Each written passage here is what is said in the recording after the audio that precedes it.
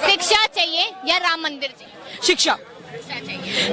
राम मंदिर से किसी को क्या मिला? क्या मिला? क्या राम मंदिर बन गया, मंदिर में लोग जाएंगे, है ना, दान चढ़ाएंगे, वापस आएंगे, श्रद्धा है। शिक्षा से क्या होगा?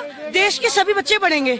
आप देख रहे हैं यहाँ पे कितनी झुग्गी झोपड़ियां हैं। G20 से पहले कितनी झुग्गी झोपड़ियों को उन्होंने उठवा दिया सिर्फ G20 के लिए। वो लोग जितने गरीब थे उन सभी को उठवा दिया। उनका क्या रहा?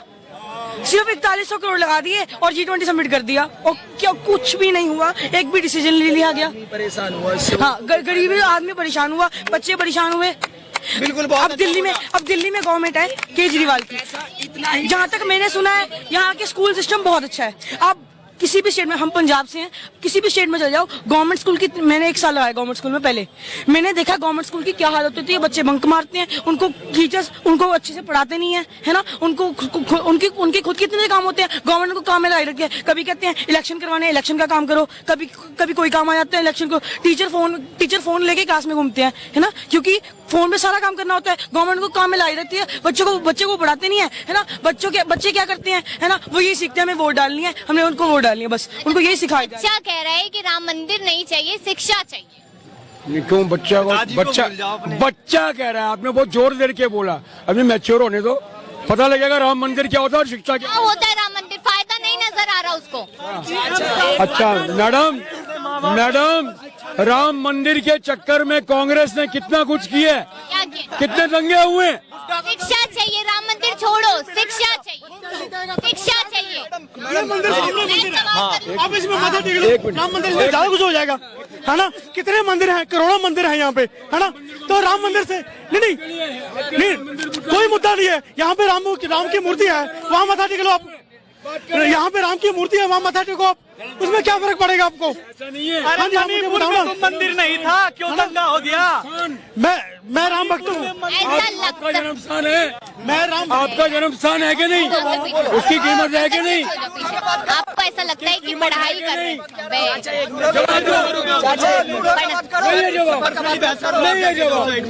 पढ़ाई कर रहे हो, लग रहा है कि जॉब मिल जाएगी आगे। क्या? पढ़ाई कर रहे हो, लग रहा है जॉब मिल जाएगी। कभी नहीं आते। जिस हिसाब से पॉपुलेशन है और जिस हिसाब से सरकार का चल रहा है, नहीं लगता, बिल्कुल नहीं लगता। जॉब तो बहुत दूर की बात है। आप देख लो, जो बड़ी बड़ी डिग्री लेके ना, बड़ी बड़ी डिग्री लेके, है ना, लोग कर रहे हैं, जो बड़ी बड़ी डिग्री कर लेते हैं, है ना, इतना मतलब पढ़ लेते हैं, फिर भी वो ऑटो रिक्शा चलाते हैं। जॉब किसको मिलेगी मैम? जॉब किसी को नहीं मिलेगी। सरकार का यही एक मुद्दा, बस एक मुद्दा है, हिंदू मुसलमान। जब कोई मेन मुद्दा उठाते हैं, हिंदू मुसलमान कर देते हैं, दंगे करवा देते हैं, कभी कुछ हो जाता है, बस सिर्फ दंगे उनका सबसे मेन क्या वजह लग रही है कि शिक्षा पे कभी बात ही नहीं की जाती, सिर्फ टैक्स लगाया जाता है। मैम सरकार को है ही नहीं, उनको क्या है कि शिक्षा है ना, बच्चों को नहीं पढ़ाएंगे, है ना, वो कोई पढ़ नहीं रहा है। अगर कोई नहीं पढ़ेगा तो वो अनपढ़ बनेगा, है ना, अनपढ़ बनेगा तो उनको, आपको पता ही है, नेताओं के बच्चे तो विदेशों में पढ़ रहे हैं। हाँ जी, वो पढ़ रहे हैं, उनको पता है कि हमारे बच्चे बनेंगे। हमने देश को क्या करना है, उनको नहीं पढ़ाना, है ना, उनको गरीब बनाना है। उसके बाद क्या होता है, वोटिंग से पहले आपको पता है क्या होता है, वोटिंग से पहले क्या होता है, लोगों को पैसे देते हैं, उन्हीं को पैसे देते हैं, कभी दारू दे देते हैं, कभी कुछ खिला देते हैं। आपको पता है वो सभी कुछ जनता क्यों नहीं समझती है कि हमें पैसे देकर खरीदा जा रहा है? क्यों नहीं समझती जनता? क्यों? वो पढ़े नहीं है। अगर पढ़े होंगे तभी तो समझ आएगा। जो अनपढ़ है उसको समझ क्या आएगा? अगर वो पढ़ा होगा तभी तो उसको पता चलेगा क्या सही है क्या गलत है। और उसका बेस ही नहीं बना तो कैसे पता चलेगा?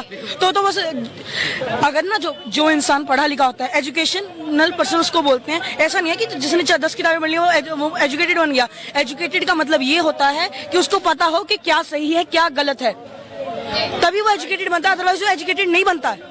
आप चाहे मैं 10th में हूँ अभी, अब मैंने 10th कर ली, अगर मुझे ये नहीं पता कि क्या सही है क्या गलत है तो मैं एजुकेटेड नहीं कहलाऊंगा।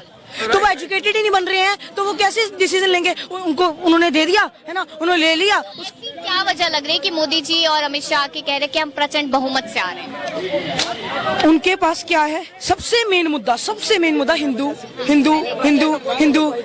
हर बात पे हिंदू, हम हिंदू राष्ट्र बनाएंगे, हम हिंदू ऐसे करेंगे, हिंदू ऐसे क्या है? आप हर बात हिंदू को ले आते हो। शिक्षा वो हर इंसान का है ना। वो हमारे कॉन्स्टिट्यूशन में लिखा हुआ है it is a secular country. Secular का मतलब क्या है? सभी धर्म एक बराबर हैं। तो आप हिंदू वर्ड का यूज कर ही नहीं सकते। तो यहाँ पर जो नेताओं के बच्चे हैं वो हिंदू वर्ड का इस्तेमाल नहीं करते, वो हिंदू राष्ट्र की बात नहीं करते, क्यों नहीं करते? वो स्टडी कर रहे हैं, उनको पता है ना। उनके पेरेंट्स को करने दो, वो बढ़ेंगे, वो आगे और बढ़ेंगे। आपको पता है जितने भी देश में अंबानी, अडानी, इनको लोन दिलवा के सरकार उनकी हेल्प कर सकती है, वो सरकार की हेल्प नहीं कर सकते। आपने अभी 4 महीने अभी मूवी आई थी जवान, आपने देखी है? आप उस पे हर करंट अफेयर को देख सकते हो कि एक किसान है ना, उसने ट्रैक्टर लेना 40,000 का, मैं खुद देख के आया कल परसों, तो उस पर 13% टैक्स लगता है। अगर किसी मतलब बड़े आदमी मर्सिडीज लेनी हो तो उसमें 8% टैक्स लगता है। तो क्या अन्याय किसके साथ हो रहा है? जनता के साथ। 20% लगता था, हाँ अब कम कर दिया। अब कम कर दिया। अच्छा आप कंपेयर तो करो ना, किसके साथ? आप कंपेयर भी तो किसके साथ कर रहे हो? करोड़पति के साथ। अब जो बिल्कुल जिनके पास बिल्कुल पैसा नहीं है, आप उसके साथ कंपेयर कर रहे हो। अच्छा आपने फिल्म की यहाँ पर बात की, एक सवाल मेरे मन में आया, वो कहते हैं कि अगर इंडिविजुअल वोट डाली जाती है तो फायदा भी सरकार से इंडिविजुअल लेना चाहिए, मानते हो इस बात को? मीन्स मैं आपकी बात सुन, मैं ये कहना चाहती हूँ कि अगर आपने वोट डाला है, ठीक है, और तो अब आप यहाँ पर कहीं ना कहीं सरकार से चाहेंगे कि वो मेरे लिए भी काम करे। मैम हर एक तो पर्सनल अलग हो गया, एक होता है कम्युनिटिव। एक कम्युनिटी है ना, उसका एक मेन पॉइंट होता है कि शिक्षा चाहिए, हमें अच्छी रोड्स चाहिए, हमें सैनिटाइजेशन चाहिए, कुछ ना कुछ एक मेन मुद्दे होते हैं। एक होते हैं मेन, एक होते हैं पर्सनल। पर्सनल हो गया अलग कि मेरे मोहल्ले में ये नहीं है, मेरे मोहल्ले में ये नहीं है। एक होते हैं कम्युनिटिव कि एक सिटी के, एक स्टेट के, एक डिस्ट्रिक्ट के और एक कंट्री के एक मुद्दा है। आप उस मुद्दे को लेके चलो, पहले आप बड़े मुद्दे पे जाओ, फिर धीरे धीरे। क्या लगता है जो बार बार कहते हैं कि विदेशों में मोदी जी का डंका बज रहा है, भारत देश का यहाँ पर डंका बज रहा है, क्या समझते हैं डंके से? मैम डंका आप करते हो, डंके से क्या होगा? उनको ये पता चलेगा इंडिया ऐसे। मेरे ना फादर हैं, उनके एक फ्रेंड थे, मैं बिल्कुल सही बात बता रहा हूँ, उनके फ्रेंड हैं, वो अमेरिका में रहते हैं। उन्होंने मैं बताया, कहते कि वहाँ पे ना हर हफ्ते एक ऐड चलती है। उस ऐड में दिखाया जाता है कि इंडिया में इतने गरीब लोग हैं, है ना, बच्चों को उस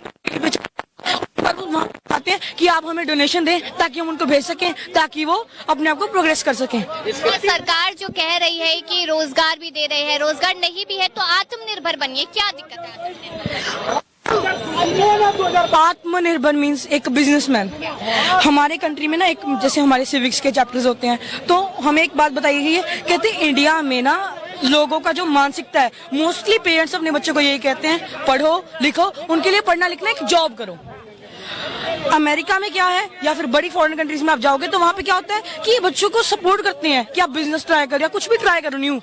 उनमें से 10 में से 9 बच्चे, अगर मतलब 10 में से 9 बच्चे फेल होते हैं, सिर्फ एक ही होता है जो प्रोग्रेस कर पाता है। लेकिन फिर भी उन 9 को जो है ना वो सपोर्ट किया जाता है कि हाँ आपने बहुत अच्छा किया। लेकिन हमारे यहाँ क्या है, सिर्फ जॉब।